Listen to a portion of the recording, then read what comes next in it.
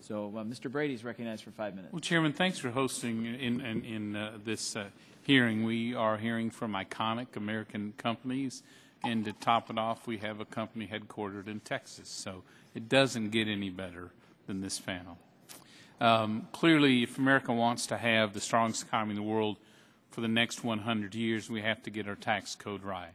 Today, despite what you see on the campaign trail, there aren't incentives in the tax code to send jobs overseas. The tax code itself is the problem, making it harder to locate jobs, especially manufacturing jobs here in America. The Ways and Means Committee, led by Chairman Camp, had last fall laid out a draft proposal to make us competitive again, both lowering the rate, moving to a territorial system to make sure we're not out of sync with the rest of America, allowing companies both to compete overseas and to bring those profits back to invest in America. The President has, in a less specific way, outlined some general approaches. He, too, wants to lower the rate, which I commend. But he keeps in place, or at least the White House keeps in place, the territorial system, the outdated system we have today. In fact, even removes some of the provisions that would create double taxation risks for companies. Looking at those two approaches, the draft that's been laid out by this committee and from the White House, I want to start with our business witnesses. From a competitive standpoint, both competing around the world and competition you face here in America, do you have a preference in which concept, which direction allows you to compete best going forward? My written testimony, and I think my oral today, said Ford does not have a particular position. We think a variety of different approaches could work. So may I ask, so a territorial, you have no problem leaving the territorial system in place? With some the worldwide system in place? Well, I mean, we've been working with that for some years. To us, the low U.S. tax rate is the single most powerful thing.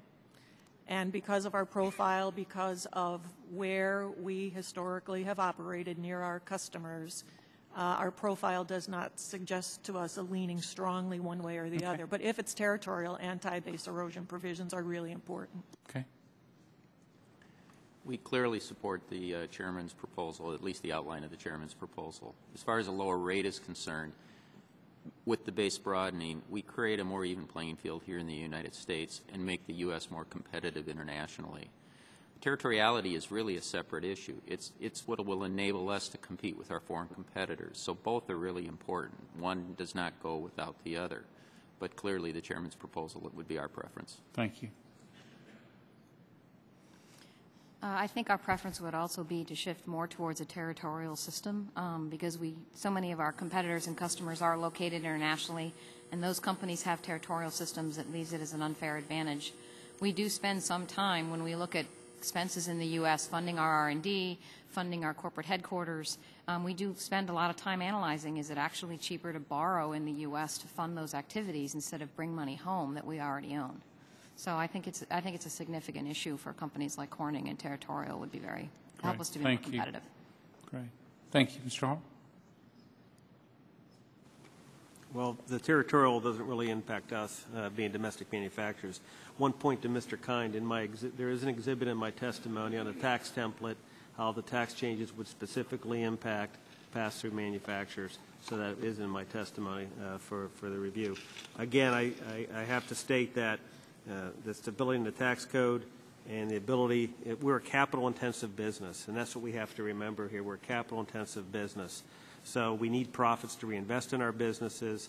We need profits to leave in our businesses in order to borrow money. So an overall effective tax rate will clearly allow us to do that. However, I continue to encourage the fact that since we are a capital-invested business, if there's anything to be retained to assist with those incentives, it's for the best of all of us. And can I make a point there? I think this is a healthy discussion, one we've wanted to have for a long time. The reason we've held almost 20 hearings on this issue, having a discussion about the lowest rate possible, a pro-growth tax code, the cost of capital and the impact. This is all part of getting to, I think, the best tax code we can create for our companies. So thanks for that. Well, real quick, manufacturing capital investment isn't just about us.